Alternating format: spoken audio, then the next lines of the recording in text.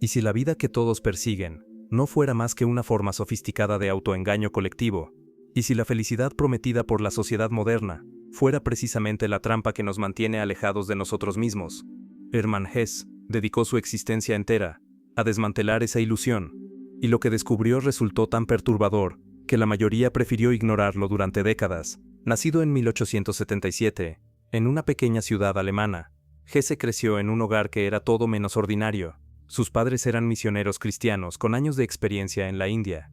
El abuelo materno había sido misionero protestante en Calcuta y estudioso profundo de las lenguas y religiones asiáticas.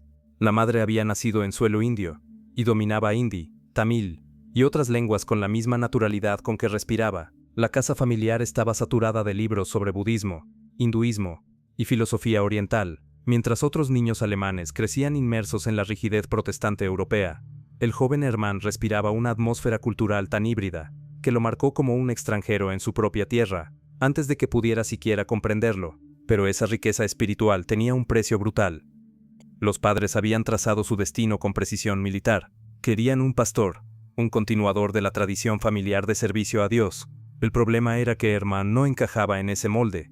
Era demasiado sensible, demasiado introspectivo, demasiado propenso a cuestionar lo que otros aceptaban sin pestañear.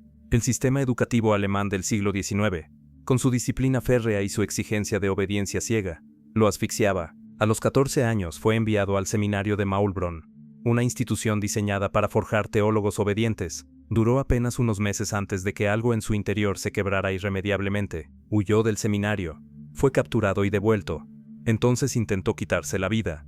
Los padres, aterrorizados por lo que habían creado con sus expectativas implacables, lo internaron en una institución para enfermos mentales y epilépticos. Allí, atado a una cama, el adolescente confrontó por primera vez el abismo que lo habitaba.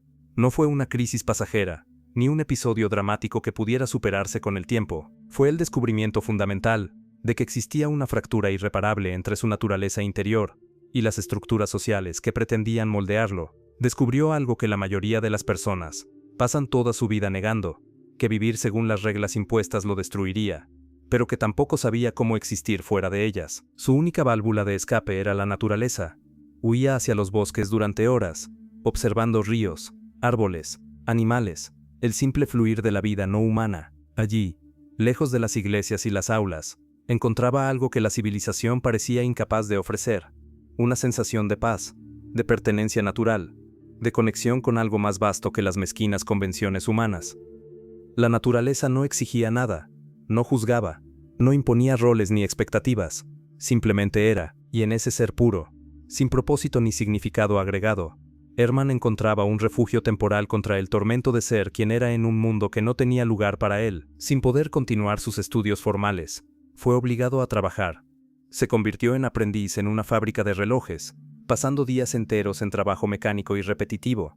La experiencia fue devastadora para su alma artística, pero también reveladora. Vio con claridad brutal cómo la modernidad industrial transformaba a los seres humanos en engranajes de una máquina mayor, en piezas intercambiables de un sistema que no se preocupaba por sus sueños, sus angustias o su necesidad de sentido. La salvación llegó cuando consiguió empleo en una librería en Tubinga. Rodeado de libros, devoró obras que reconfiguraron su conciencia. Nietzsche lo liberó del peso de la moral cristiana tradicional, mostrándole que la moralidad era solo una construcción humana, que el individuo debía crear sus propios valores, que el arte y la grandeza eran superiores a la mera virtud convencional. El romanticismo alemán de Novalis y Hölderlin le enseñó a celebrar la naturaleza y la subjetividad. Los filósofos presocráticos le revelaron una visión del cosmos, donde la naturaleza era la esencia misma de todo. Estas lecturas no fueron mero entretenimiento intelectual, fueron herramientas de supervivencia. Hesse estaba construyendo su propia filosofía, una que rechazaba tanto la religión de sus padres como el materialismo vacío de la sociedad industrial. Estaba aprendiendo que la verdadera libertad no vendría de aceptar ningún sistema preexistente, sino de forjar su propio camino, por doloroso e incierto que fuera. En 1904 publicó su primera novela exitosa, Peter Kamenzind, la historia de un joven que abandona su aldea montañosa para buscar sentido en la gran ciudad, solo para descubrir vacío y artificialidad. Era transparentemente autobiográfica. El protagonista encontraba paz únicamente en la naturaleza, nunca en la civilización moderna. La novela resonó con toda una generación de jóvenes europeos, que se sentían sofocados por la modernidad industrial, por la obsesión con el progreso material, por el abandono de los ritmos naturales de la existencia. Hesse se había convertido en el portavoz de aquellos que no podían aceptar la vida urbana mecanizada sin cuestionarla profundamente, pero ese éxito inicial era solo el comienzo. En 1906, publicó Bajo las ruedas, una crítica devastadora al sistema educativo alemán. La novela cuenta la historia de Hans Gebenrath, un joven talentoso destruido por la presión académica. Las expectativas de los padres, de los profesores, de toda la sociedad aplastan su sensibilidad y creatividad, hasta que el muchacho muere ahogado. Hesse no dejaba espacio para interpretaciones ambiguas. La sociedad había matado a este joven a través de sus instituciones supuestamente civilizadoras. La educación moderna no formaba seres humanos completos, sino siervos obedientes del sistema. No despertaba la individualidad, sino que la aplastaba metódicamente, y los más sensibles, aquellos que podrían contribuir con algo genuinamente nuevo al mundo, eran precisamente los que más sufrían bajo ese peso. Hesse estaba canalizando su propio dolor, su propia experiencia de casi haber sido destruido por ese mismo sistema.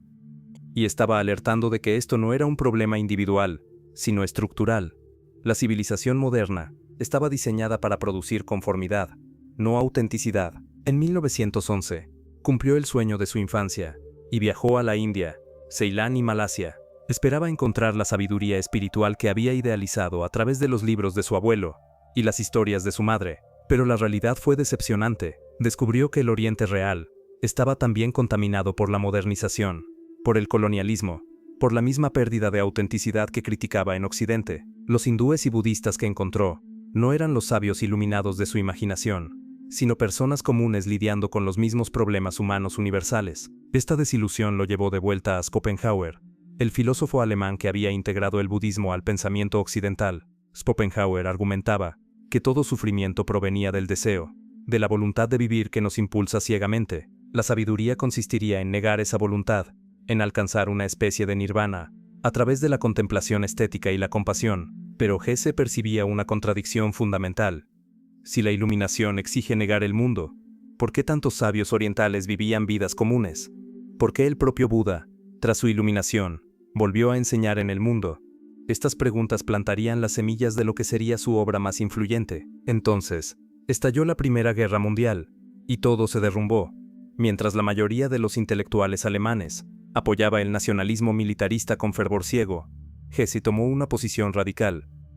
Publicó artículos pacifistas argumentando que la guerra era una locura colectiva, una manifestación de la enfermedad espiritual de la Europa moderna. La reacción fue brutal.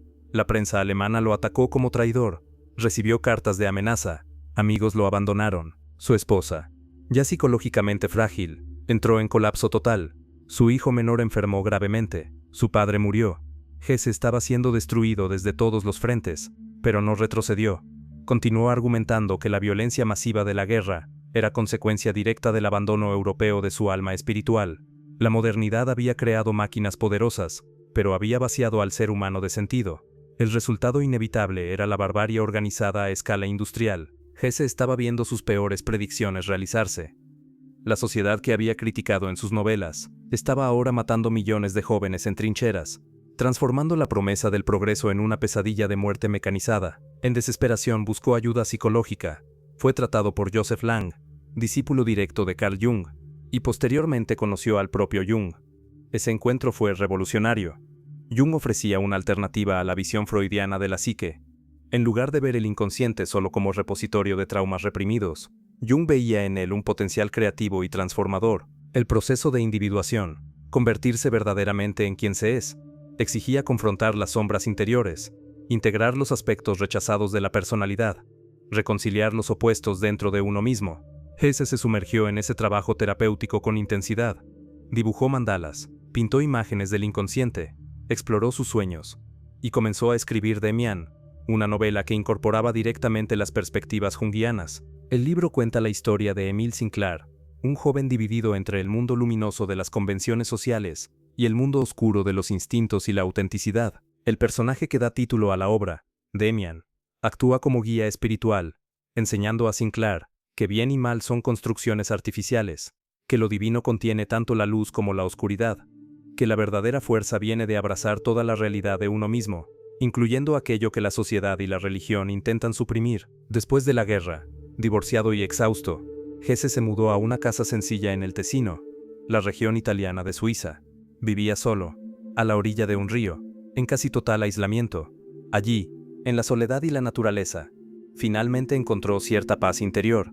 Pasó a pintar acuarelas obsesivamente, paisajes, árboles, ríos.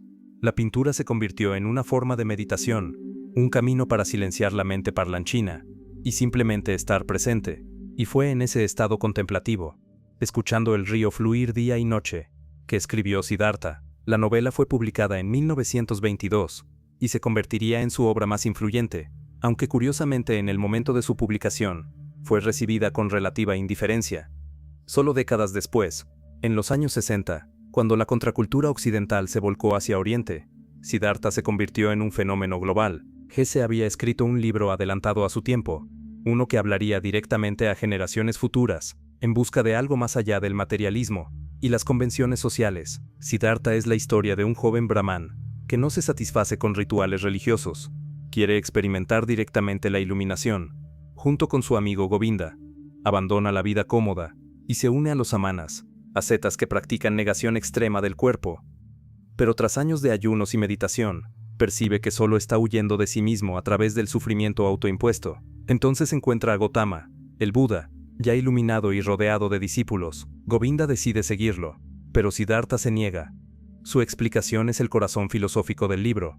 Él cree que el Buda alcanzó la iluminación, pero duda de que ese conocimiento pueda ser transmitido.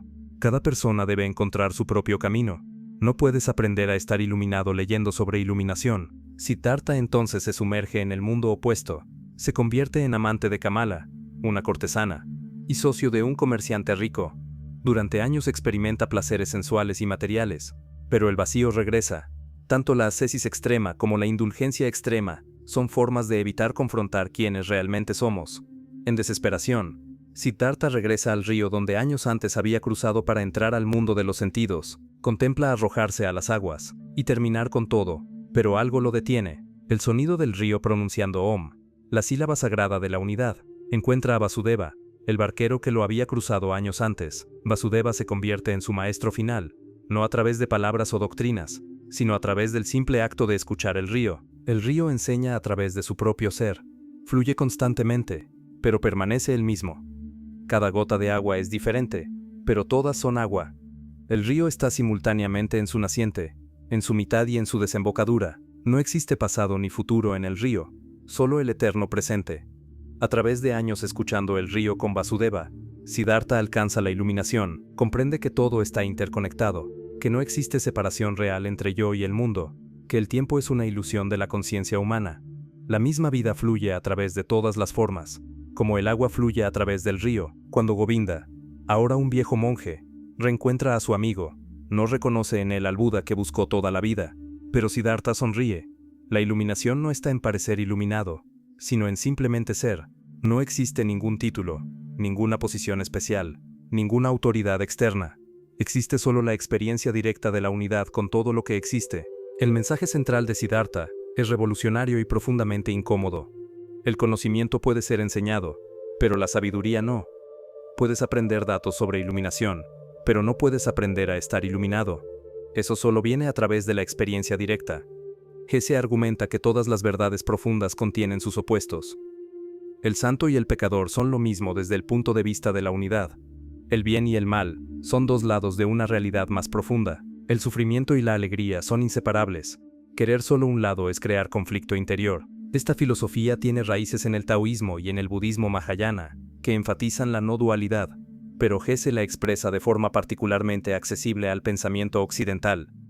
No es necesario negar el mundo o suprimir los deseos, sino verlos como parte de un todo mayor.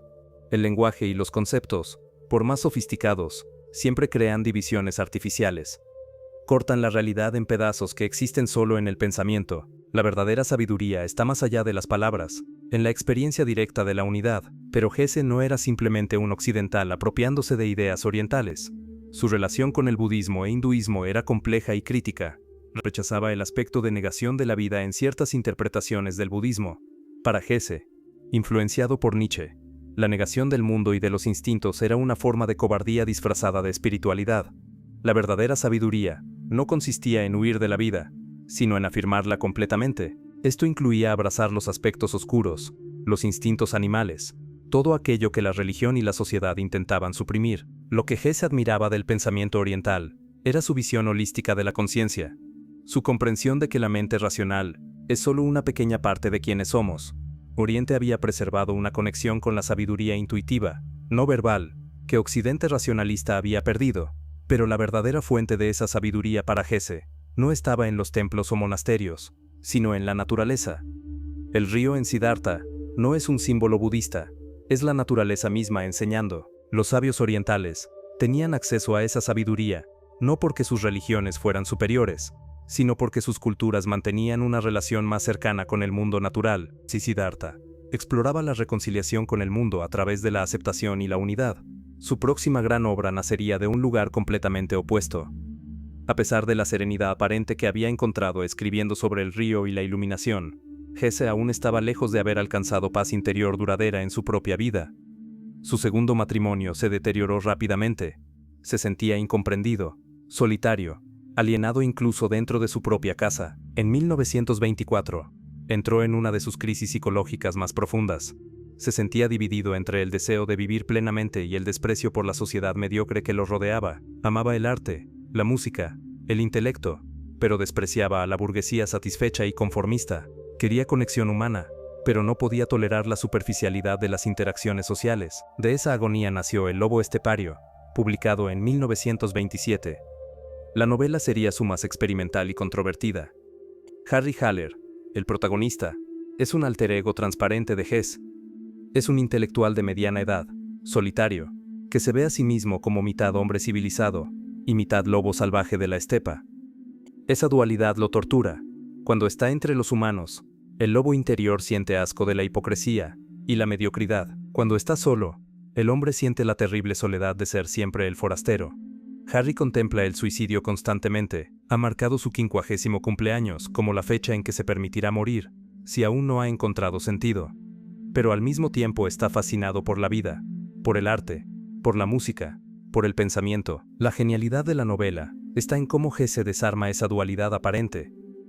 A través de encuentros surrealistas, Harry descubre que no está dividido en dos, sino en cientos de yoes contradictorios. El hombre y el lobo son solo simplificaciones burdas de una conciencia infinitamente más compleja. La parte más famosa de El lobo estepario es el teatro mágico, una secuencia alucinante donde Harry explora diferentes puertas, cada una revelando un aspecto diferente de su psique. En una sala es cazador asesinando automóviles, simbolizando su rabia contra la modernidad tecnológica. En otra es simultáneamente todas las personas que ha amado y todas las que lo han rechazado. En otra confronta su propia mortalidad.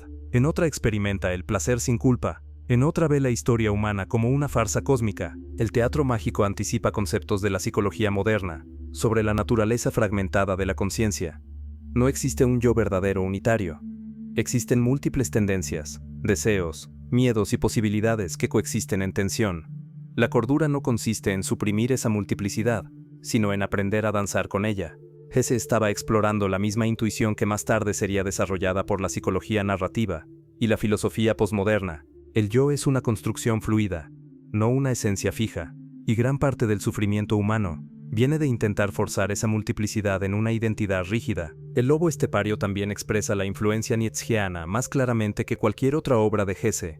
Harry Haller representa al hombre superior de Nietzsche, alguien cuya sensibilidad e intelecto lo hacen incapaz de aceptar los valores mediocres de la sociedad de masas. Pero a diferencia de muchas lecturas superficiales de Nietzsche, Hesse no celebra ese elitismo. Muestra cómo él también es una forma de prisión. Harry está tan atrapado en su desprecio por los burgueses, como los burgueses están atrapados en su mediocridad. Ambos son incapaces de simplemente vivir. El mensaje final de la novela es que la verdadera libertad no viene de elegir entre ser el hombre civilizado o el lobo salvaje, entre ser superior o común, entre serio o alegre. Viene de abrazar el caos fundamental de la existencia, de aprender a reírse de uno mismo, de aceptar la multiplicidad irreducible de la vida. Y nuevamente la naturaleza aparece como modelo. La evolución no tiene dirección moral, es simplemente la vida expresándose en infinitas formas. Algunas sobreviven, otras no. No hay juicio. La naturaleza es profundamente amoral, pero precisamente por eso es libre del tormento de la culpa y el deber. Durante mucho tiempo, El lobo estepario fue considerado solo otra novela pesimista de la literatura alemana moderna, pero en los años 60, todo cambió. La contracultura hippie descubrió a Hesse. De repente, Siddhartha y el lobo estepario estaban en todas las mochilas de jóvenes occidentales, viajando a la India en busca de iluminación. Timothy Leary, el evangelista del LSD, citaba a Hesse como influencia. Bandas de rock como Steppenwolf tomaron el nombre de la novela. Canciones como Magic Carpet Ride evocaban la búsqueda hessiana por expansión de la conciencia. ¿Por qué esta súbita popularidad? Porque Hesse articulaba precisamente lo que esa generación sentía, que la sociedad moderna estaba espiritualmente muerta, que las instituciones tradicionales eran opresoras, que era necesario buscar experiencia directa y auténtica, que la sabiduría estaba en algo anterior a la civilización, en la naturaleza, en los instintos, en la conciencia expandida. El propio Hesse, ya anciano, quedó ambivalente sobre esa popularidad repentina. Apreciaba que jóvenes estuvieran leyendo sus libros, pero temía que estuvieran extrayendo un mensaje superficial, que vieran solo la rebeldía, y no la profundidad filosófica. Mirando toda la trayectoria de Hesse, un tema se destaca por encima de todos: la naturaleza como fuente primordial de sentido. Desde sus primeras novelas hasta sus últimas obras, Hesse retorna continuamente a la idea de que la civilización moderna nos alienó de la naturaleza, y esa alienación es la raíz de nuestro sufrimiento existencial. No somos máquinas pensantes separadas del mundo natural, somos parte de ese mundo, expresiones de la misma fuerza vital que mueve los árboles, los ríos, los animales. La búsqueda espiritual para Hesse no consiste en trascender la naturaleza a través de la religión o la razón, sino en retornar a ella. En Siddhartha, el río enseña lo que ningún maestro humano logró. En Peter Kamenzind, el protagonista encuentra paz en las montañas, no en las bibliotecas. En El lobo estepario, la salvación de Harry viene de reconectarse con el lobo interior, el instinto primordial que la civilización intentó suprimir. Pero este no es un mensaje simplista de volver a las cavernas. Hesse no romantiza el primitivismo. Su mensaje es más sutil. Necesitamos integrar la sabiduría de la naturaleza con las conquistas de la cultura, el instinto con el intelecto, el animal con el humano. La tragedia moderna es la división, no la civilización en sí. Al final de su larga vida, Hesse ganó el Premio Nobel de Literatura en 1946, reconocimiento tardío de su contribución a la literatura y al pensamiento, pero permaneció fiel a su mensaje central: nadie puede enseñarte el sentido de tu vida. Cada persona debe recorrer su propio camino. Las religiones, las filosofías, los sistemas políticos, todos ofrecen mapas, pero el territorio solo puede ser explorado por ti mismo. El Buda en Siddhartha alcanzó la iluminación, pero esa iluminación era suya, no podía ser transferida. Siddhartha tuvo que encontrar su propia iluminación a través de su propia jornada única. Este no es un mensaje de relativismo simplista. Hesse no está diciendo que todo es válido, o que cada verdad es igual. Está diciendo algo más profundo, que la verdad solo se vuelve viva a través de la experiencia. Puedes leer todas las escrituras del mundo, estudiar a todos los filósofos, pero hasta que experimentes directamente en tu propio cuerpo y mente, el conocimiento permanece muerto. Es información, no sabiduría. Es mapa, no territorio. ¿Y dónde podemos encontrar ese camino hacia la experiencia directa? En la naturaleza. No en la naturaleza idealizada de los poetas románticos, o en las teorías ecológicas modernas, sino en la naturaleza visceral e inmediata, en sentir el viento en el rostro, en escuchar el agua fluir, en observar el árbol crecer, en reconocer el animal dentro de nosotros, porque la naturaleza no está ahí afuera. Nosotros somos naturaleza, nuestra respiración es el viento, nuestra sangre es el río, nuestros instintos son la sabiduría evolutiva de millones de años. La tarea no es estudiar la naturaleza, sino dejar de resistirnos a ella, dejar de intentar controlarla, dejar de intentar escapar de ella a través de la civilización, la religión o la filosofía. El sentido de la vida, sugiere Hesse, no es algo a ser descubierto o inventado, es algo a ser reconocido como ya presente, fluyendo a través de nosotros en cada momento, como el río que nunca se detiene pero permanece eternamente el mismo. La cuestión no es hacia dónde ir o qué hacer, la cuestión es dejar de huir de quien ya eres, dejar de intentar encajar en moldes sociales que no fueron hechos para ti, dejar de creer que alguien allá afuera tiene las respuestas que solo tú puedes encontrar. La historia de Hesse nos muestra algo fundamental sobre la búsqueda de sentido. Él no encontró la respuesta en un único lugar o momento. No fue la terapia con Jung lo que lo salvó. No fue el viaje a la India. No fue el éxito literario. No fue el aislamiento en la naturaleza. Fue todo eso junto. Fue el camino entero. Fue la disposición de continuar buscando incluso cuando todo parecía perdido.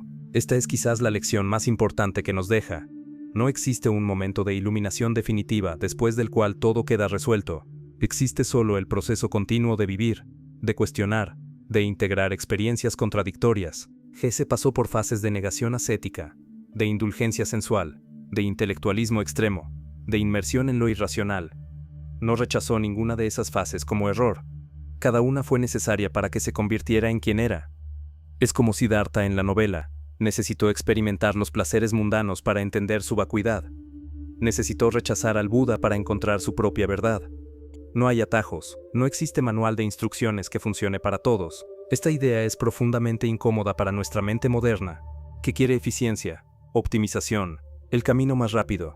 Queremos que alguien nos diga exactamente qué hacer para encontrar sentido, para ser felices, para estar en paz. Pero Hesse nos dice que esa misma búsqueda de un método universal es parte del problema, porque viene de la misma mentalidad industrial, que transforma todo en proceso, en técnica, en algo que puede ser replicado en masa.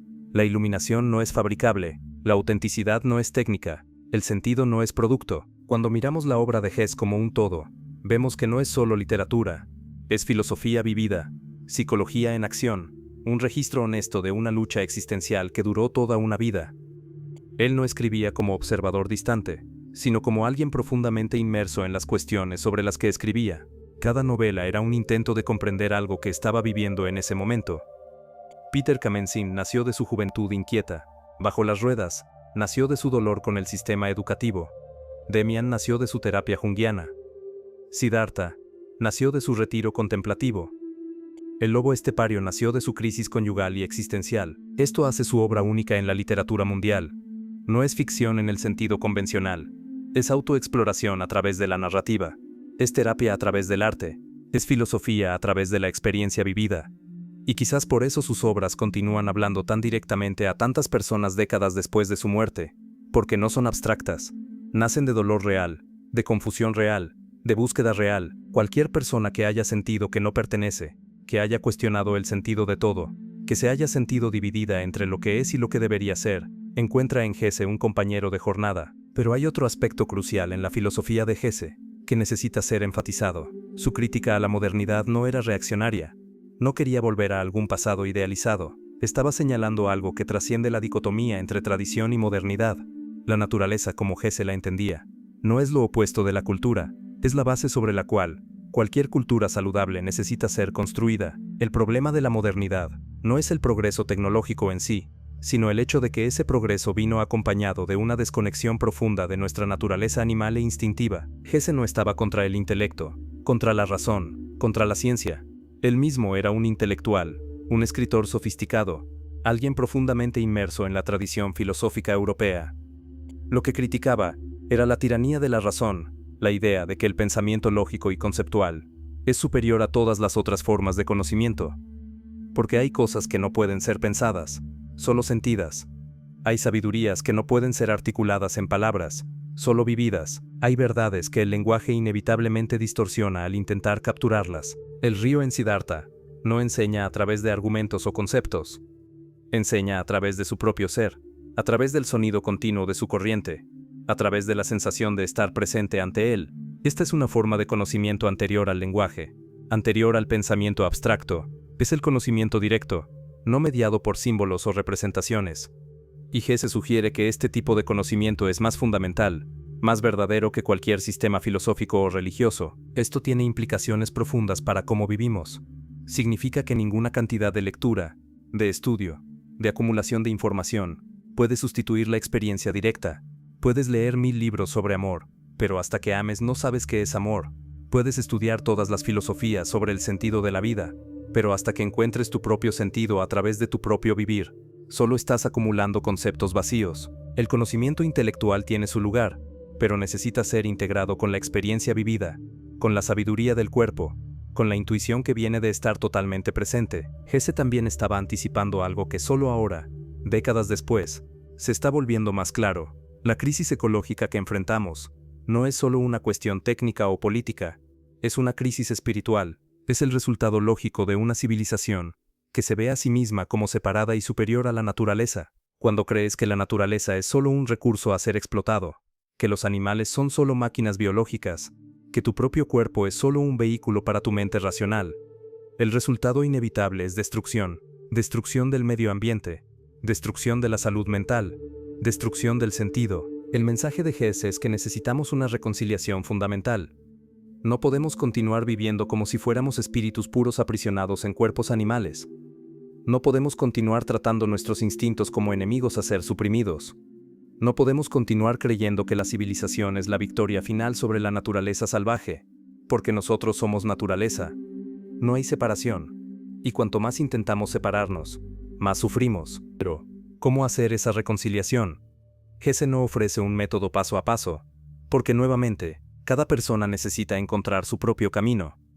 Para algunos puede ser a través del arte, de la pintura, de la música, para otros a través de la meditación, de la contemplación silenciosa, para otros a través del trabajo físico, del contacto directo con la tierra, para otros a través del amor, de la entrega total a otra persona, para otros a través de la soledad, del retiro, de la confrontación consigo mismo. No hay receta universal, lo que hay es una dirección general, moverse hacia la autenticidad, preguntarse constantemente, ¿estoy viviendo de acuerdo con quién realmente soy? ¿O estoy intentando encajar en una forma que no es mía? ¿Estoy escuchando mi voz interior? ¿O solo repitiendo lo que me enseñaron? ¿Estoy presente en mi vida? ¿O solo pasando por ella automáticamente? Estas preguntas no tienen respuestas simples, pero hacer estas preguntas, mantener estas preguntas vivas, ya es un comienzo. Hesse vivió esta filosofía hasta el final. Pasó sus últimos años en Montañola pintando, escribiendo, observando la naturaleza, no como un gurú o maestro, sino como alguien que simplemente vivía de acuerdo con su propia verdad. Nunca fundó una escuela de pensamiento, nunca tuvo discípulos, nunca intentó crear un sistema, porque eso sería traicionar todo en lo que creía. Cada persona debe encontrar su propio camino. Él solo mostró el suyo con la esperanza de que eso pudiera inspirar a otros a buscar el propio. Cuando murió en 1962, dejó una obra que continúa hablando a todos aquellos que sienten que no pertenecen, que cuestionan, que buscan, pero nos dejó sin respuestas preparadas, solo con la invitación a embarcarnos en nuestra propia jornada. Y quizás, ese sea el mayor regalo que un escritor puede dar, no soluciones empaquetadas, sino el reconocimiento de que tus preguntas son válidas, que tu búsqueda tiene sentido, que no estás solo en esa lucha por encontrar autenticidad en un mundo que constantemente nos empuja hacia la conformidad. La mayoría pasa la vida esperando que alguien les diga qué hacer, qué creer, qué sentir. Hesse nos dice que esa espera es precisamente lo que nos mantiene dormidos. La verdad no está en ningún libro sagrado, en ninguna doctrina, en ningún maestro. Está en el río que fluye sin cesar, en el árbol que crece sin preguntar por qué, en el animal que vive sin cuestionar su existencia. Y está en ti, esperando que dejes de buscarla afuera, y finalmente tengas el coraje de mirar adentro. Pero aquí es donde la filosofía de Hesse se vuelve verdaderamente incómoda, donde deja de ser inspiración motivacional, y se convierte en algo mucho más perturbador, porque si cada persona debe encontrar su propio camino, si no existen verdades universales que puedan ser transmitidas, si la sabiduría solo viene de la experiencia directa, entonces, ¿qué nos impide caer en el caos moral absoluto? ¿Qué detiene a alguien de justificar cualquier acción bajo el pretexto de estar siguiendo su propia verdad? Hesse nunca respondió completamente a esta pregunta, y quizás esa omisión sea el aspecto más radical y peligroso de su pensamiento. Cuando Hesse argumenta que bien y mal son construcciones artificiales, que el santo y el pecador son lo mismo desde el punto de vista de la unidad, está pisando territorio filosófico extremadamente peligroso. Está sugiriendo que la moralidad convencional, esos códigos que mantienen cohesionada a la sociedad, son en última instancia ilusiones. Está diciendo que la verdadera iluminación requiere trascender esas categorías morales. Pero, ¿qué significa eso en la práctica? ¿Significa que no existen actos genuinamente malos? ¿Que todo sufrimiento es igualmente válido como parte del flujo de la vida? ¿Que la crueldad y la compasión son solo dos caras de la misma moneda cósmica? Hesse vivió esta ambigüedad moral en su propia vida de maneras profundamente problemáticas. Abandonó a su primera esposa cuando ella más lo necesitaba, justificando su partida como necesaria para su desarrollo espiritual. Sus 3 hijos crecieron prácticamente sin padre, mientras él buscaba su iluminación personal en las montañas suizas. Tuvo múltiples relaciones con mujeres jóvenes, a menudo estudiantes o admiradoras, usando su posición como escritor famoso para satisfacer sus necesidades emocionales y sexuales, y cuando se le confrontaba sobre estas acciones, se escudaba detrás de su filosofía: cada persona debe seguir su propio camino, no podemos vivir según las expectativas de otros. La verdadera autenticidad requiere romper con las convenciones sociales. Esta es la pregunta que sus admiradores raramente quieren confrontar. ¿Es la filosofía de Hesse una profunda sabiduría espiritual, o simplemente una racionalización sofisticada del egoísmo? ¿Es el rechazo de la moralidad convencional un acto de valentía existencial, o de cobardía disfrazada de iluminación? Cuando Siddhartha abandona a Kamala embarazada para buscar su iluminación junto al río, Hesse lo presenta como un paso necesario en su jornada espiritual. Pero, ¿y si lo miramos desde la perspectiva de Kamala, una mujer dejada sola para criar un hijo, mientras el padre busca su paz interior? ¿Dónde está su iluminación? ¿Dónde está su derecho a la búsqueda espiritual? Hesse construyó toda una filosofía alrededor de la idea de que el individuo sensible está en guerra con una sociedad opresora, pero convenientemente nunca exploró la posibilidad de que a veces el individuo sensible es simplemente un narcisista que no puede tolerar las demandas básicas de la vida en comunidad.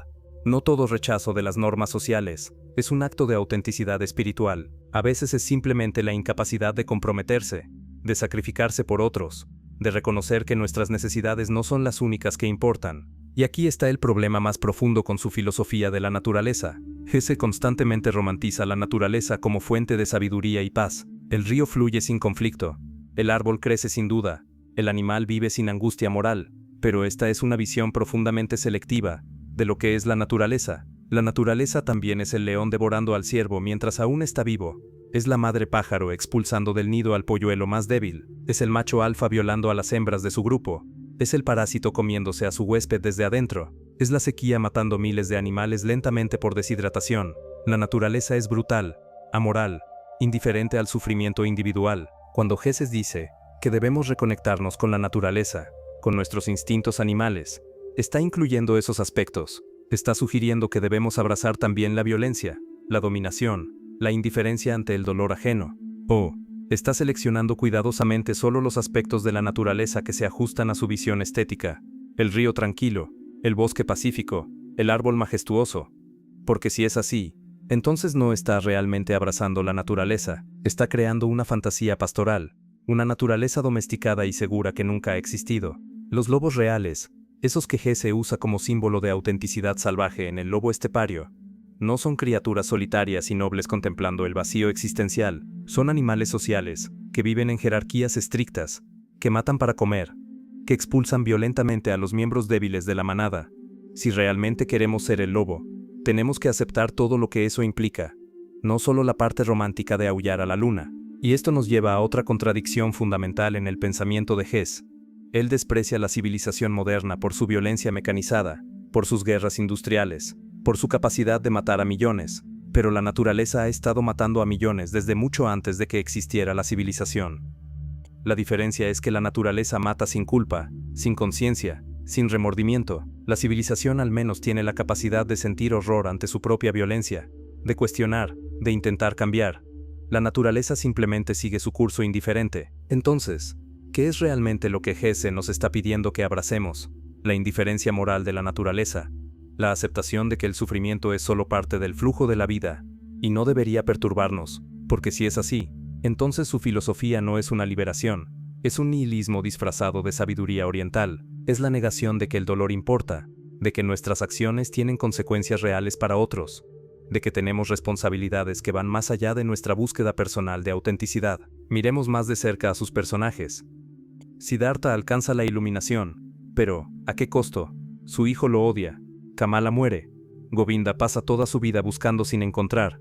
Todos los que lo rodean sufren mientras él busca su paz interior, y al final, cuando finalmente alcanza la iluminación, ¿qué hace con ella? Nada. Se sienta junto al río sonriendo enigmáticamente. No alivia el sufrimiento del mundo.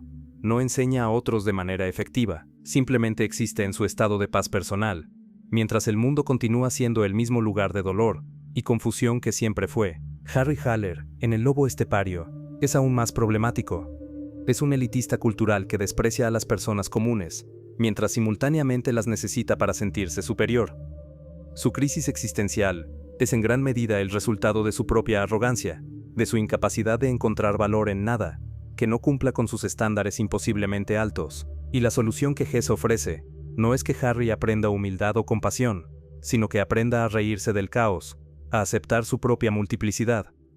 Es terapia para narcisistas, no sabiduría espiritual genuina. Y Peter Kamenzind, el protagonista de su primera novela exitosa, simplemente huye. Cuando la vida en la ciudad se vuelve difícil, cuando las relaciones humanas se complican, cuando tiene que enfrentar las consecuencias de sus acciones, se escapa a las montañas. Y Hesse presenta esto como victoria, como liberación. Pero, ¿es realmente libertad huir cada vez que la vida se vuelve complicada? ¿O es solo otra forma de cobardía? Aquí está la verdad incómoda sobre Hermann Hesse, que nadie quiere admitir. Su filosofía es fundamentalmente egoísta. Está diseñada para justificar la priorización absoluta del desarrollo personal sobre cualquier responsabilidad hacia otros. Está construida para que el individuo sensible pueda sentirse justificado al abandonar compromisos, romper promesas, dañar a otros, todo en nombre de la autenticidad y la búsqueda espiritual. Es la filosofía perfecta para personas que quieren sentirse profundas y espirituales, mientras actúan de maneras profundamente egoístas. La generación hippie de los años 60 lo adoptó por exactamente esta razón. Les daba permiso filosófico para abandonar sus responsabilidades, experimentar con drogas, perseguir placeres sexuales, rechazar las demandas de la vida adulta, todo mientras se sentían espiritualmente superiores a sus padres burgueses. Hesse se convirtió en el santo patrón de personas que confundían la autoindulgencia con la autorrealización, la irresponsabilidad con la autenticidad, el narcisismo con la iluminación, y el propio Hesse era consciente de esto hasta cierto punto. Su ambivalencia sobre la popularidad repentina en los años 60 no era solo porque temía que los jóvenes estuvieran malinterpretando su mensaje. Era porque en el fondo sabía que lo estaban entendiendo perfectamente. Estaban viendo exactamente lo que había estado ofreciendo todo el tiempo. Una justificación filosófica para el egoísmo espiritual, pero quizás la crítica más devastadora a Hesse viene cuando examinamos lo que realmente logró con su vida, después de décadas de búsqueda espiritual, después de múltiples matrimonios fallidos, después de años de terapia y autoexploración, después de escribir novelas sobre iluminación y autenticidad. ¿Qué encontró? Encontró que podía vivir solo en una casa junto a un río pintando acuarelas. Eso es todo. No encontró una manera de reconciliar el desarrollo individual con la vida en comunidad. No descubrió cómo mantener relaciones profundas, mientras permanecía auténtico. No aprendió a contribuir significativamente al bienestar de otros, sin sacrificar su propia integridad. Simplemente se retiró. Y luego escribió libros presentando ese retiro como sabiduría. Pero el retiro no es sabiduría, es rendición. Es la admisión de que no pudo encontrar una manera de vivir en el mundo con otros seres humanos, sin comprometer quién era. Y en lugar de ver eso como su fracaso personal, lo convirtió en una filosofía universal. El individuo sensible no puede vivir en sociedad, debe buscar paz en la naturaleza, debe seguir su propio camino sin importar las consecuencias para otros. Esta es la tragedia real de Hermann Hesse. No es la tragedia del lobo estepario solitario incomprendido por una sociedad mediocre. Es la tragedia de alguien que nunca aprendió que la verdadera madurez espiritual no viene de rechazar todas las demandas sociales, sino de encontrar cuáles son las demandas legítimas que merecen ser honradas, y cuáles son las opresiones genuinas que merecen ser rechazadas. Es la tragedia de alguien que confundió el aislamiento con la independencia, la ruptura de compromisos con la liberación, la incapacidad de relacionarse profundamente con la iluminación, y lo más perturbador es que su filosofía continúa haciendo daño. Cada generación redescubre a Hesse y encuentra en él permiso para abandonar lo difícil, lo complicado, lo que requiere sacrificio y compromiso. Encuentran justificación para priorizar su desarrollo personal sobre sus responsabilidades con otros. Encuentran un vocabulario espiritual para su narcisismo y se van sintiendo profundos y auténticos, sin darse cuenta de que están simplemente repitiendo el mismo patrón de evasión que Hesse vivió y glorificó. ¿Significa esto que Hesse no tenía nada valioso que ofrecer? No necesariamente. Su crítica al sistema educativo opresivo era válida. Su cuestionamiento de la modernidad industrial mecanizada era legítimo. Su búsqueda de formas de conocimiento más allá de la racionalidad pura tenía mérito, pero todo eso se vuelve problemático cuando se combina con su incapacidad fundamental de reconocer que otros seres humanos también son reales, también tienen necesidades, también merecen consideración. La verdadera iluminación, si es que tal cosa existe, no puede ser solo para el individuo. No puede requerir que abandonemos a todos los que dependen de nosotros. No puede justificar causar sufrimiento a otros en nombre de nuestra búsqueda personal, porque si requiere eso, entonces no es iluminación. Es solo egoísmo elevado a principio filosófico. El río fluye, sí, pero el río no tiene familia que alimentar, no tiene promesas que cumplir, no tiene personas que confían en él y dependen de él. El río puede simplemente ser porque no es un agente moral, pero nosotros sí lo somos, y esa es precisamente la carga y el privilegio de ser humano. No podemos escapar de ella retirándonos a la naturaleza. No podemos disolverla meditando junto a un río. Está tejida en el tejido mismo de lo que significa vivir en sociedad con otros. Ese nos invita a rechazar la sociedad, a buscar nuestra verdad individual, a no permitir que las expectativas de otros nos definan, pero nunca pregunta, ¿y si esas expectativas son legítimas? ¿Y si la persona que depende de ti tiene razón al esperar que cumplas tu palabra? ¿Y si tu hijo tiene derecho a tener un padre presente, sin importar cuán auténtico te sientas viviendo solo en las montañas? ¿Y si tu búsqueda de autenticidad está causando daño real a personas reales, y ese daño importa más que tu paz interior? Estas son las preguntas que Hesse nunca hizo. Y esa omisión no es un descuido, es el corazón mismo de su filosofía. Porque si empezamos a considerar seriamente el impacto de nuestras acciones en otros, si reconocemos que sus necesidades son tan válidas como las nuestras, entonces toda la estructura de su pensamiento se derrumba. Ya no podemos ser el lobo solitario. Ya no podemos buscar iluminación abandonando responsabilidades. Ya no podemos priorizar nuestra autenticidad sobre todo lo demás. Y quizás eso es exactamente lo que necesitamos confrontar. No la sabiduría del río, sino la incomodidad de vivir éticamente en comunidad. No la paz del retiro solitario, sino la complejidad de mantener relaciones mientras permanecemos fieles a nosotros mismos. No la libertad de rechazar todas las demandas sociales, sino la madurez de discernir cuáles merecen ser honradas y cuáles deben ser resistidas, porque al final, la pregunta más perturbadora sobre Hermann Hesse no es si encontró la iluminación, es si su búsqueda de iluminación fue en sí misma una forma de enfermedad, y si toda su filosofía no era más que un síntoma elaborado de incapacidad psicológica para funcionar en el mundo adulto, y si lo que él presentaba como profundidad espiritual era en realidad inmadurez emocional disfrazada con vocabulario oriental. Miremos los hechos sin el filtro romántico. Hesse nunca pudo mantener una relación estable. 3 matrimonios, todos fracasados, múltiples crisis nerviosas, internamiento en instituciones psiquiátricas, no solo en la adolescencia, sino también en la adultez, años de terapia intensiva, periodos prolongados de aislamiento social, una incapacidad crónica de cumplir con las responsabilidades básicas de la vida adulta, ser padre presente, ser pareja confiable, ser ciudadano comprometido. Este no es el perfil de un sabio iluminado, es el perfil de alguien que luchó toda su vida con problemas psicológicos severos, que nunca logró resolver realmente, y su respuesta a esa incapacidad no fue buscar sanación genuina, sino construir una filosofía que convirtiera su disfunción en virtud, que transformara su incapacidad de relacionarse en superioridad espiritual, que hiciera de su aislamiento una forma de iluminación, que presentara su rechazo de las responsabilidades adultas como búsqueda auténtica de sentido.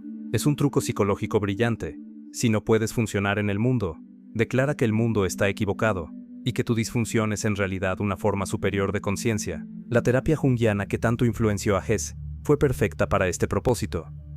Jung, con su énfasis en los arquetipos, el inconsciente colectivo y la individuación, le dio a Hesse exactamente lo que necesitaba, un marco que presentaba su alienación como un viaje heroico. El individuo que no encaja no está enfermo, está en proceso de individuación. El que no puede mantener relaciones no tiene problemas de apego, está integrando su sombra. El que abandona responsabilidades no es irresponsable, está siguiendo su verdadero ser.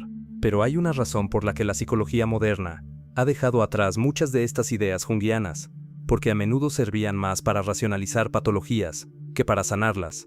La verdadera salud psicológica no consiste en retirarse del mundo y explorar el inconsciente hasta alcanzar algún estado místico de plenitud individual. Consiste en desarrollar la capacidad de funcionar efectivamente en relaciones, de cumplir compromisos, de equilibrar las propias necesidades con las de otros, de contribuir constructivamente a la comunidad. Y en todas estas métricas, Hesse fue un fracaso rotundo. Sus hijos crecieron con un padre ausente que los veía como obstáculos a su desarrollo espiritual. Sus esposas fueron abandonadas cuando más necesitaban apoyo. Sus amigos fueron descartados cuando dejaban de servir a sus necesidades emocionales. Y todo esto fue presentado como necesario para su búsqueda de autenticidad. Pero ¿qué tipo de autenticidad requiere dañar a todos los que te rodean? ¿Qué tipo de verdad espiritual se construye sobre el sufrimiento de otros? Y aquí está el engaño más profundo. Hesse nos vende la idea de que su camino fue difícil, que requirió coraje, que fue un rechazo heroico de la mediocridad burguesa, pero en realidad su camino fue el más fácil. Es mucho más fácil huir que quedarse. Es más fácil abandonar que trabajar en una relación complicada. Es más fácil declararse incomprendido que enfrentar las legítimas críticas de aquellos a quienes has dañado. Es más fácil retirarse a pintar acuarelas junto a un río que lidiar con las demandas complicadas de la vida familiar. Hesse tomó el camino fácil una y otra vez, y luego construyó una filosofía que presentaba ese camino fácil como la ruta del guerrero espiritual. Los verdaderos héroes de las historias de Hesse no son sus protagonistas, son las personas que abandonaron, son Kamala criando sola a un hijo, son las esposas de Hesse manteniendo hogares y criando niños mientras él buscaba su paz interior, son Govinda, permaneciendo fiel a su camino incluso sin la iluminación prometida, son todos aquellos que se quedaron, que cumplieron sus compromisos, que no tuvieron el lujo de huir cada vez que la vida se ponía difícil, pero Hesse nunca escribió sobre ellos desde el punto de vista de sus vidas, como igualmente válidas, o quizás más admirables. Para él, eran solo parte del trasfondo de la búsqueda heroica del individuo sensible, y esto revela algo fundamental sobre su visión de la naturaleza.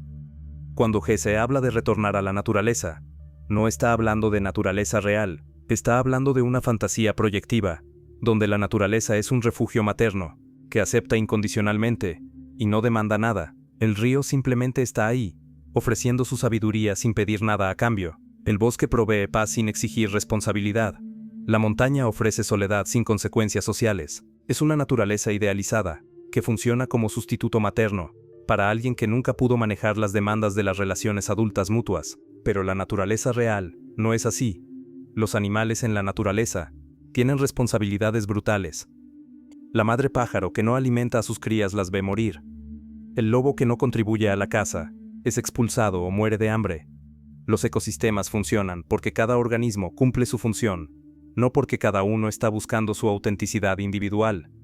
La naturaleza es un sistema de interdependencias, no de individuos iluminados flotando en aislamiento beatífico. Si realmente quisiéramos vivir según la naturaleza, tendríamos que aceptar que somos animales sociales, que dependemos unos de otros para sobrevivir, que nuestras crías requieren años de cuidado intensivo, que la vida en grupo demanda cooperación, compromiso, sacrificio del interés individual por el bien colectivo, que no podemos simplemente irnos cuando nos sentimos incomprendidos. Estas son las lecciones reales de la naturaleza para animales sociales como nosotros, pero Hesse las ignora completamente porque no sirven a su agenda de justificar el aislamiento. Y luego está la cuestión de clase que Hesse nunca confronta, su capacidad de retirarse a las montañas suizas a pintar acuarelas y escribir novelas dependía de privilegio económico, vivía de los ingresos de sus libros y eventualmente del premio Nobel.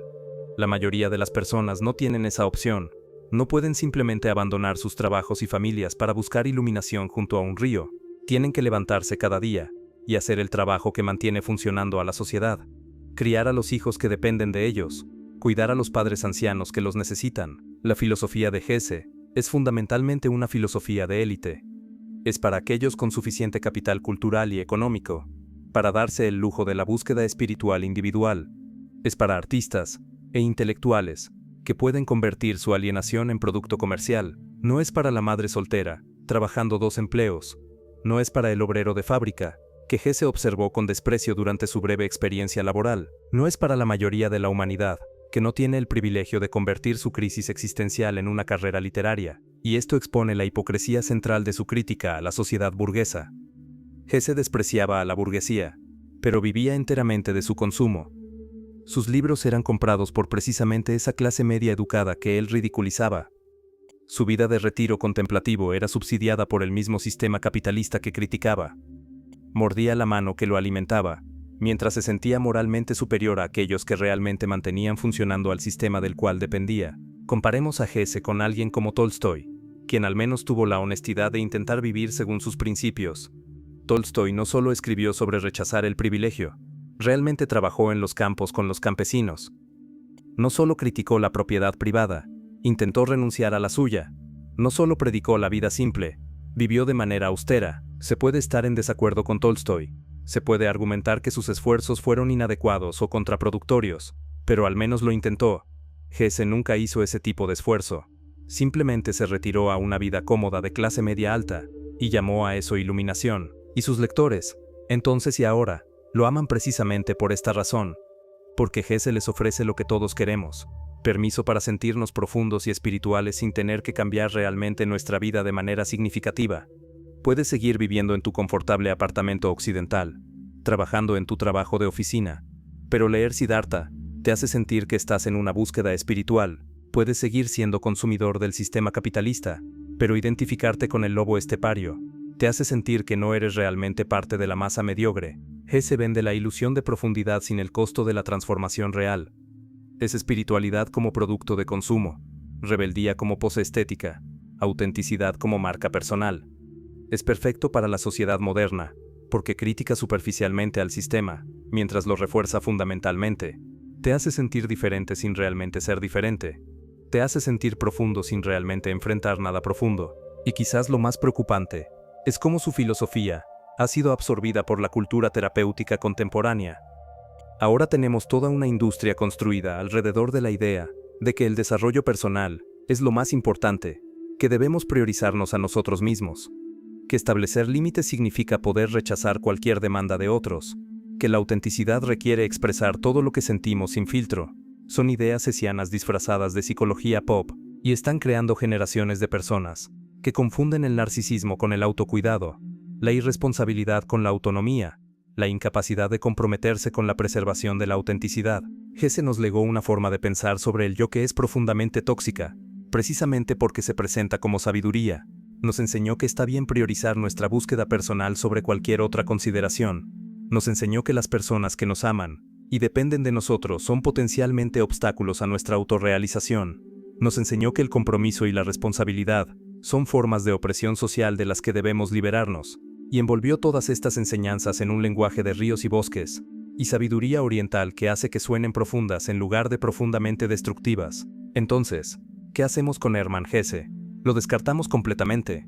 Quizás no, pero necesitamos leerlo con los ojos abiertos, reconociendo que lo que ofrece no es sabiduría, sino la documentación de un hombre que nunca resolvió sus problemas psicológicos y en su lugar los convirtió en filosofía, que sus novelas son valiosas no como guías de vida, sino como advertencias, que muestran lo que sucede cuando alguien inteligente y sensible responde a la dificultad de la existencia humana, no con madurez creciente, sino con retiro creciente. La vida es difícil, las relaciones son complicadas, las responsabilidades son pesadas, el mundo está lleno de demandas legítimas sobre nuestro tiempo y energía, y la respuesta madura no es huir hacia el bosque, declarando que todos los demás están viviendo incorrectamente. Es encontrar la manera de vivir con integridad, dentro de esa complejidad, de mantener nuestro sentido de quiénes somos, mientras honramos nuestras obligaciones hacia otros, de buscar sentido no a pesar de nuestras conexiones humanas, sino a través de ellas. Hesse nunca aprendió eso. Y al convertir su fracaso en aprender eso en una filosofía, nos ha hecho un flaco favor a todos. Porque ahora, generaciones después, seguimos confundiendo su incapacidad de vivir en el mundo, con sabiduría sobre cómo vivir en el mundo. Seguimos leyendo sus novelas, y pensando que nos están mostrando el camino, cuando en realidad nos están mostrando un callejón sin salida bellamente descrito, pero callejón sin salida al fin. Sin embargo, quizás haya algo más profundo que debemos considerar antes de descartar completamente a Hesse.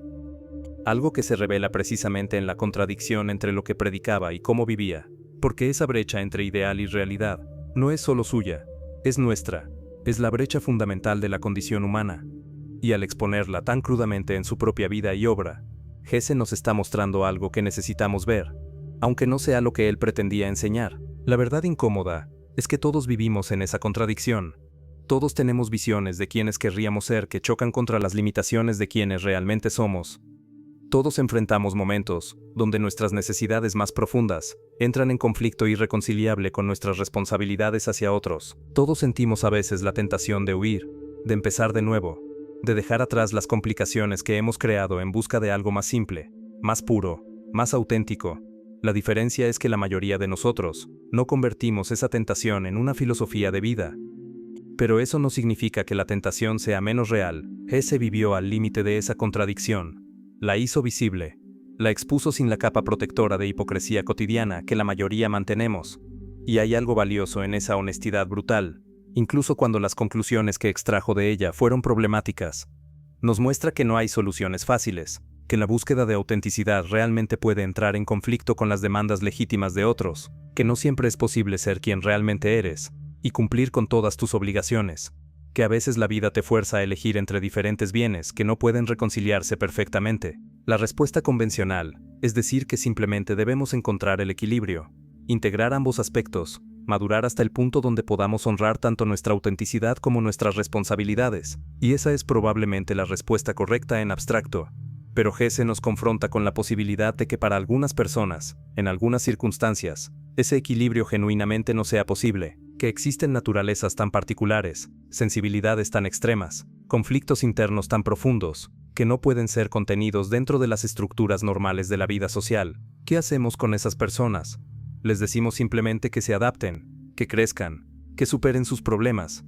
Les negamos la validez de su experiencia interior, porque no encaja en nuestros modelos de salud psicológica. Hesse representa algo que la sociedad moderna prefiere no reconocer, que no todos son capaces de funcionar dentro de las estructuras que hemos creado, y que a veces esa incapacidad no es solo debilidad o inmadurez, sino una incompatibilidad genuina entre cierto tipo de naturaleza humana y cierto tipo de organización social. Esto no justifica todo lo que Hesse hizo, no absuelve el daño que causó, pero nos obliga a hacer preguntas más complejas. ¿Es la sociedad moderna realmente adecuada para todos los tipos de temperamento humano? ¿O hemos creado estructuras que funcionan bien para la mayoría, pero que son genuinamente opresivas para ciertos tipos de sensibilidad? Y si es así, ¿qué les debemos a aquellos que no encajan? La respuesta fácil es decir que deben adaptarse o sufrir las consecuencias.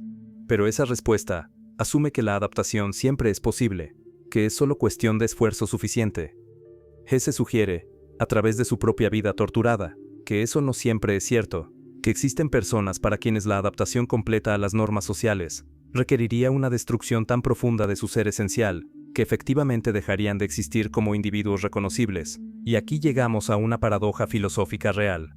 Por un lado, la sociedad funciona porque la mayoría de las personas subordinan sus impulsos individuales a las normas colectivas, la mayoría del tiempo.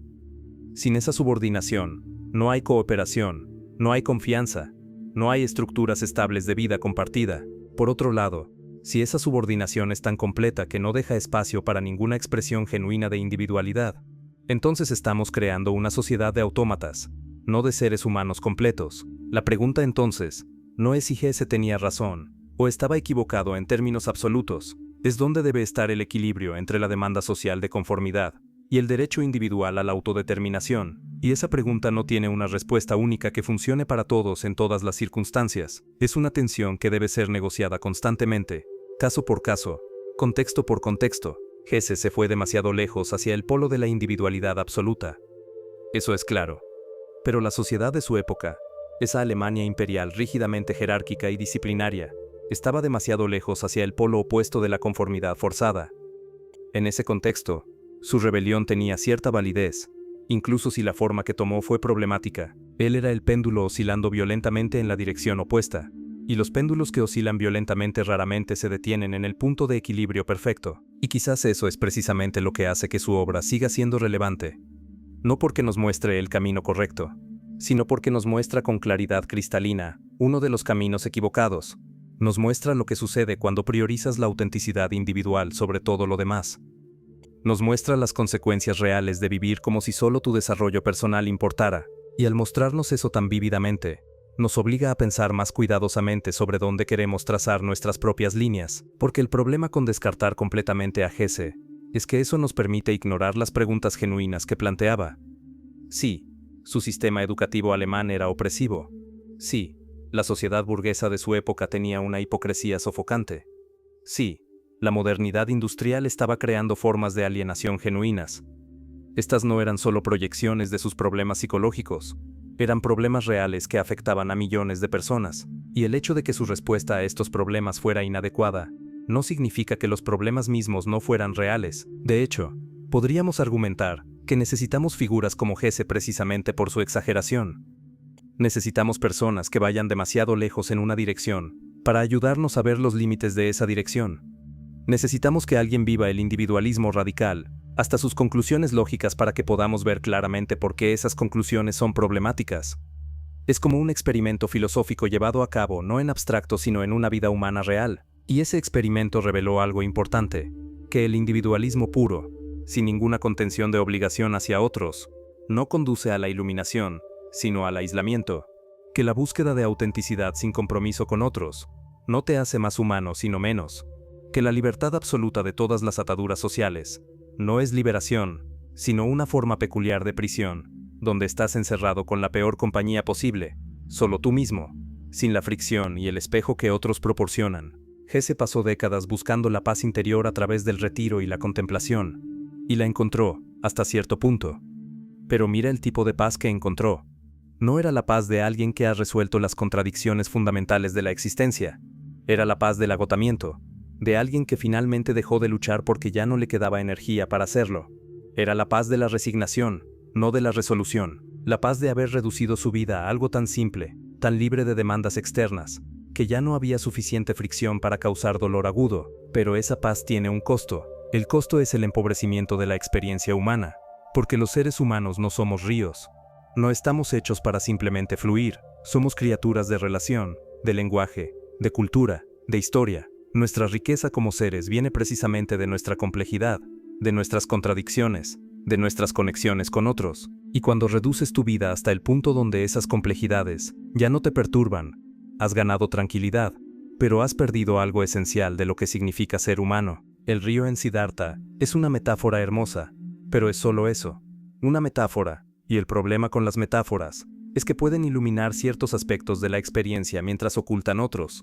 El río nos enseña sobre el flujo, sobre la impermanencia, sobre la unidad subyacente de todas las cosas. Esas son lecciones valiosas, pero el río no puede enseñarnos sobre el amor, sobre el compromiso, sobre la responsabilidad, sobre el significado que emerge específicamente de las relaciones entre seres conscientes, que pueden prometerse cosas unos a otros, y cumplir o fallar en cumplir esas promesas. Y esa es la dimensión que falta en toda la filosofía de Hess. La dimensión ética que surge, no de nuestra conexión con la naturaleza, sino de nuestra conexión específicamente humana, con otros seres humanos. La naturaleza no hace promesas. El río no puede traicionar tu confianza. El árbol no puede abandonarte cuando más lo necesitas. Pero los humanos sí pueden. Y esa capacidad de prometer y traicionar, de cumplir y fallar, de construir y destruir confianza, es lo que nos hace humanos, de una manera que ninguna cantidad de comunión con la naturaleza puede capturar. Hesse vivió como si esta dimensión fuera secundaria, como si la verdadera sabiduría estuviera en trascenderla, en alcanzar un punto donde las promesas rotas y la confianza traicionada no importaran, porque habrías visto a través de la ilusión del yo separado. Pero esa es una forma de evasión espiritual. Es usar la metafísica para evitar la ética. Es esconderse detrás de la unidad cósmica para no tener que enfrentar el dolor concreto que has causado a personas concretas. Y sin embargo, incluso señalando todo esto, hay algo en Hesse que se resiste al descarte completo. Quizás sea esto.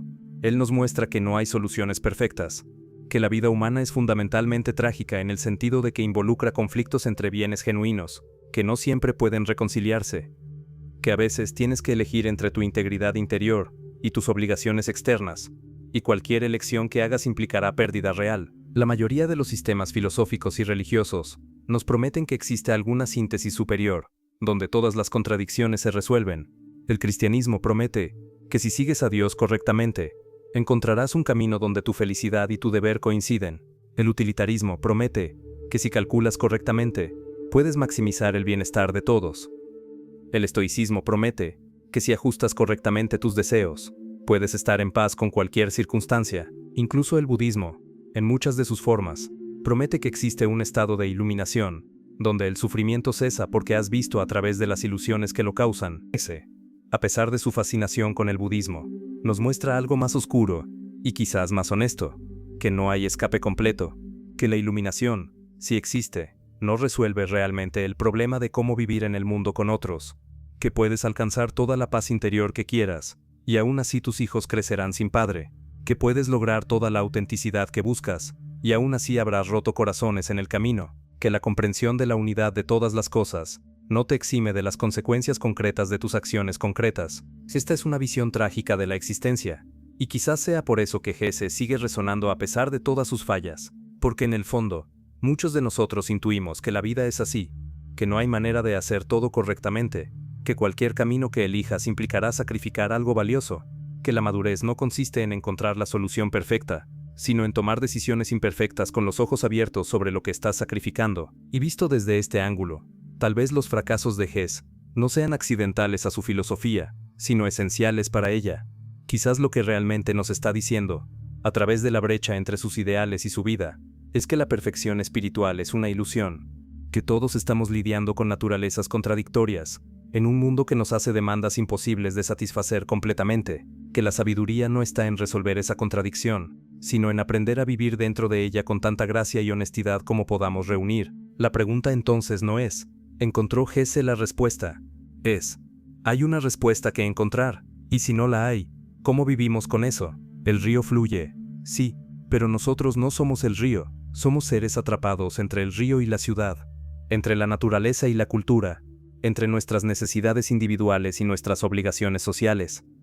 Y no hay forma de resolver completamente esa tensión, solo hay formas de habitarla. Quizás la lección más profunda de Hermann Hesse no está en lo que enseñó deliberadamente, sino en lo que reveló sin querer, que la búsqueda misma de una respuesta definitiva puede ser parte del problema, que el hambre por resolver de una vez por todas la cuestión de cómo vivir es en sí misma una forma de evitar la tarea real de simplemente vivir, día a día, con todas las ambigüedades y contradicciones que eso implica. Hesse pasó décadas buscando. Buscó en la religión de sus padres, y la encontró sofocante. Buscó en la naturaleza y encontró paz temporal pero no respuestas duraderas. Buscó en la filosofía occidental, y encontró conceptos brillantes, que no podían aliviar su dolor. Y al final, después de toda esa búsqueda, ¿qué encontró realmente? Encontró que podía tolerar su propia existencia si la simplificaba lo suficiente. Eso es todo. No encontró la verdad última, no alcanzó la iluminación permanente, no resolvió el problema. Y hay algo profundamente humano y conmovedor en eso, precisamente porque es tan poco heroico. No es la historia del héroe que conquista el dragón, es la historia de alguien que luchó toda su vida con dragones internos, y nunca los venció, solo aprendió a vivir en una cueva donde los dragones no podían alcanzarlo fácilmente. Y esa historia, en su mediocridad esencial, puede ser más verdadera para la mayoría de nosotros que cualquier narrativa de triunfo espiritual, porque la verdad sobre la mayoría de las vidas humanas es que no resolvemos nuestros problemas fundamentales, no alcanzamos la iluminación, no nos convertimos en versiones perfeccionadas de nosotros mismos, simplemente envejecemos, nos cansamos de luchar contra las mismas cosas una y otra vez, y encontramos formas de hacer las paces con nuestras limitaciones.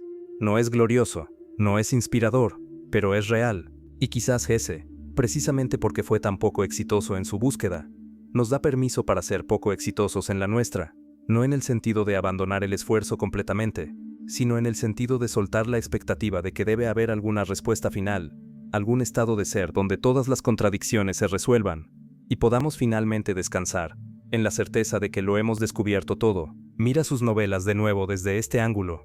Siddhartha alcanza la iluminación, sí, pero incluso en ese momento de supuesta realización final, ¿qué es lo que realmente ha alcanzado? La capacidad de sonreír mientras su hijo lo odia, la capacidad de ver todo sufrimiento como parte de un todo mayor, y por lo tanto no ser perturbado por él.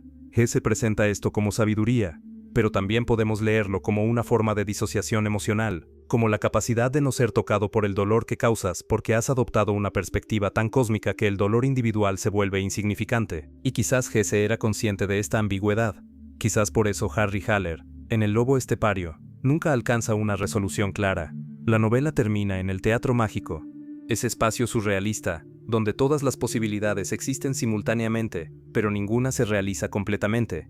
Harry no se convierte en el hombre civilizado, ni en el lobo salvaje, no encuentra una síntesis perfecta, solo aprende, tal vez, a reírse un poco del absurdo de intentar ser una cosa coherente, y esa risa, esa capacidad de encontrar humor en el caos de la existencia, puede ser más cercana a la sabiduría genuina que cualquiera de las soluciones más serias que Hesse propone en otras obras, porque la risa reconoce algo que la seriedad espiritual a menudo niega, que somos ridículos, que nuestras grandes búsquedas de sentidos son en parte genuinas y en parte formas elaboradas de evitar enfrentar lo ordinario, que nos tomamos terriblemente en serio, cuando, vistos desde cierta distancia, somos criaturas cómicas tratando de imponer orden y significado sobre un universo que no nos debe ninguno de los dos. Hesse vivió en una época de transición brutal. El mundo en el que nació, ese mundo del siglo XIX con sus certezas religiosas y sus jerarquías sociales rígidas, estaba colapsando.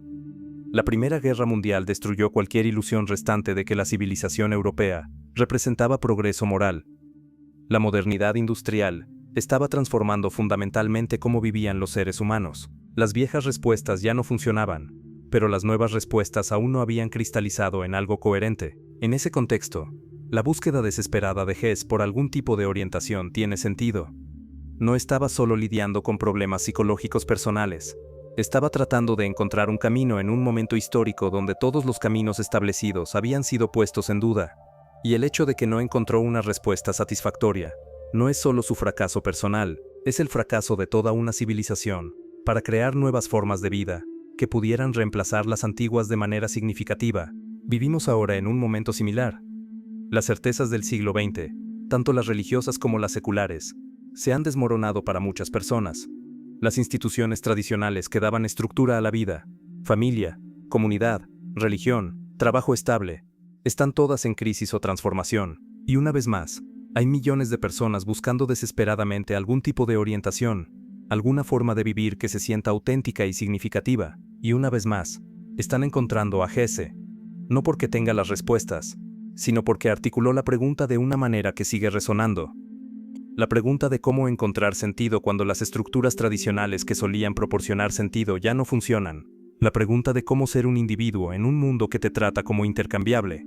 La pregunta de cómo conectar con algo más profundo que el materialismo superficial que domina la cultura moderna. Hesse nos responde estas preguntas satisfactoriamente, pero nos las devuelve de formas que nos obligan a enfrentarlas nosotros mismos. Y quizás eso es todo lo que un escritor realmente puede hacer. No resolver nuestros problemas, sino ayudarnos a verlos con mayor claridad.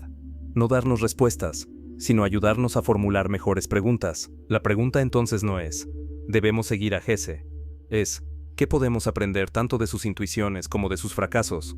Podemos aprender que la crítica de la modernidad industrial tiene mérito, que existe algo genuinamente problemático en una sociedad que reduce a los seres humanos a unidades de producción y consumo, que la reconexión con la naturaleza y el cuerpo es importante en una cultura que privilegia excesivamente lo abstracto y lo mental, que las estructuras educativas y sociales pueden ser genuinamente opresivas para ciertos temperamentos, pero también podemos aprender que el individualismo radical no es la solución, que el retiro no es lo mismo que la liberación, que la búsqueda de autenticidad personal no puede ser el único valor que guíe una vida, que tenemos obligaciones hacia otros, que no desaparecen simplemente porque declaramos que estamos en un viaje espiritual, que la verdadera madurez requiere encontrar formas de honrar tanto nuestra individualidad como nuestra interdependencia, y quizás, más profundamente, podemos aprender a sospechar de cualquier filosofía que promete resolución completa.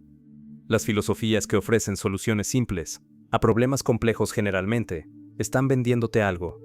La vida humana es irreductiblemente complicada, involucra tensiones que no pueden resolverse completamente, solo navegarse con mayor o menor gracia. El río en Siddhartha es hermoso como imagen, pero engañoso como modelo para la vida humana.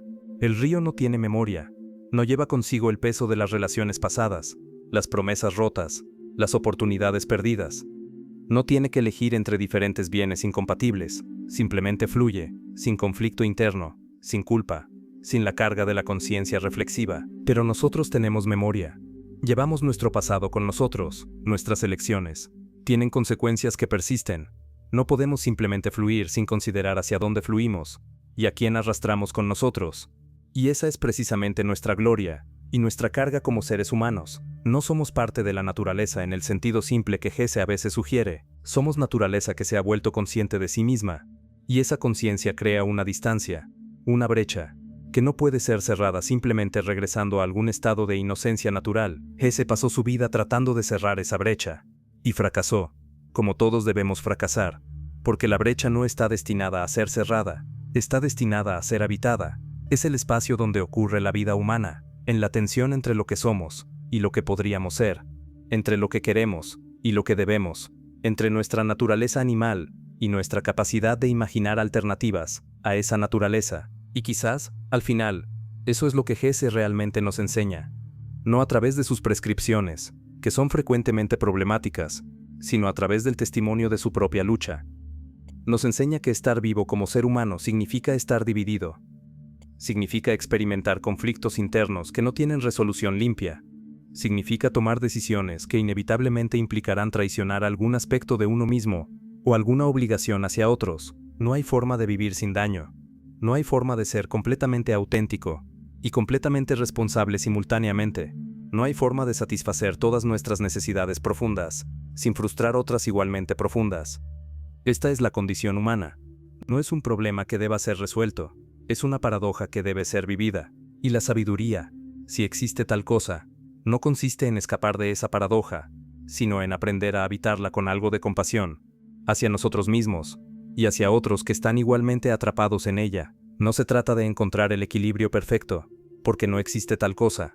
Se trata de caer hacia un lado, y luego hacia el otro, una y otra vez, aprendiendo un poco cada vez sobre el territorio en el que estamos tratando de caminar. Hesse cayó demasiado lejos hacia el lado del individualismo, pero al hacerlo, nos mostró lo que hay allí, tanto las libertades genuinas como los vacíos genuinos. Y esa es información valiosa, incluso si la lección que extraemos es: no vayas tan lejos en esa dirección como él fue, porque al final, lo que Hesse realmente nos ofrece, no es un camino sino un espejo. En sus novelas, en su vida torturada, vemos reflejadas nuestras propias contradicciones, nuestros propios anhelos de escape, nuestras propias dificultades para reconciliar quiénes somos con las demandas del mundo, y ver eso reflejado. Reconocer que no estamos solos en esa lucha puede ser más valioso que cualquier solución que pudiera habernos ofrecido. Quizás la pregunta final no es si Hesse tenía razón o estaba equivocado, si debemos admirarlo o criticarlo, si su filosofía es sabiduría o autoengaño. Quizás la pregunta es simplemente: ¿qué hacemos con el hecho de que estar vivo es tan difícil, que la conciencia es tanto regalo como maldición, que el precio de poder imaginar cómo podrían ser las cosas es nunca estar completamente en paz con cómo son? Hesse no responde esa pregunta, pero nos la devuelve, una y otra vez, en todas sus formas. Y quizás eso es suficiente. Quizás no necesitamos escritores que nos den respuestas. Necesitamos escritores que nos ayuden a vivir con nuestras preguntas, que nos muestren que las preguntas mismas son valiosas, que la búsqueda importa incluso cuando no lleva a un destino claro, que estar confundido y dividido es parte de lo que significa estar completamente vivo. Y en ese sentido, Hermann Hesse cumple su función, no como gurú, no como guía espiritual, no como modelo a seguir, sino como compañero en la perplejidad, como alguien que también se sintió perdido y pasó su vida tratando de encontrar un camino, y cuyo fracaso en encontrar uno definitivo nos dice algo importante sobre la naturaleza del viaje mismo, que tal vez no hay destino, que tal vez el camino es todo lo que hay, y que tal vez eso tiene que ser suficiente.